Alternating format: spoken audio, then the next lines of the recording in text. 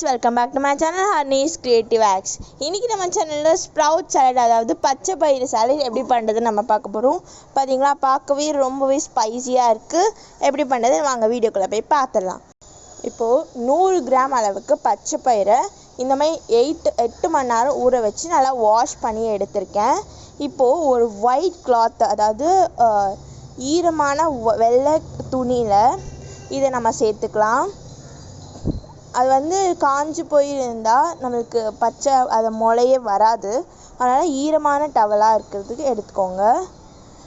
எல்லாத்தையும் நம்ம சேர்த்துக்கலாம். சேர்த்துட்டு லைட்டாக பரப்பி விட்டுட்டு இது நாலா பக்கமும் முடிச்சு போட்டு நம்ம எங்கேயாச்சும் ஒரு கயிறில் அந்த மாதிரி தொங்க விட்டுக்கலாம்.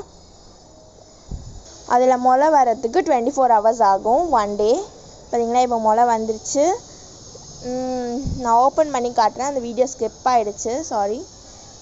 இப்போ பார்த்தீங்கன்னா சூப்பராக முளை வந்துருச்சு. அவ்வளோதான், நம்ம ஸ்ப்ரவுட்ஸ் ரொம்ப டேஸ்டியாக ரெடி ஆகிடுச்சு. இப்போது ஸ்பைஸியாக உங்களுக்கு ஸ்வீட்டாக வேணும்னா நீங்கள் ஹனி சேர்த்துக்கலாம். நான் இன்றைக்கி ஸ்பைஸியாக தான் எப்படி பண்ணுறதுன்னு காட்ட போகிறேன். அதுக்கு முளை காட்டின பச்சை பயிறு, 1 கப் வெங்காயம் சின்ன சின்னதாக வெட்டி சேர்த்துருக்கேன், 1 கப் தக்காளி சின்ன சின்னதாக வெட்டி சேர்த்துக்கோங்க. இது கூட 1 கப் கேரட்டை துருவி சேர்த்துக்கோங்க. இது நல்ல டேஸ்ட் நமக்கு கொடுக்கும். இது கூடவே 1 கப் ரா மேங்கோவை துருவி சேர்த்துக்கோங்க. இதில் நீங்கள் 1 கப் அளவுக்கு சின்ன சின்னதாக வெட்டி வச்சா குக்கும்பர் கூட சேர்த்துக்கலாம். அது எல்லாமே ரொம்பவே ஹெல்த்தியான வெஜிடபிள்ஸ் தான் நம்ம இன்றைக்கி சேர்த்துருக்கோம். கொஞ்சமாக கொத்தமல்லியை சின்ன சின்னதாக வெட்டி சேர்த்துக்கலாம். இப்போது லெமன் ஜூஸை ஃபியூ ட்ராப்ஸ் சேர்த்துக்கலாம். அது புளிப்பாக இருக்கும், ரொம்ப டேஸ்டியாக இருக்கும்.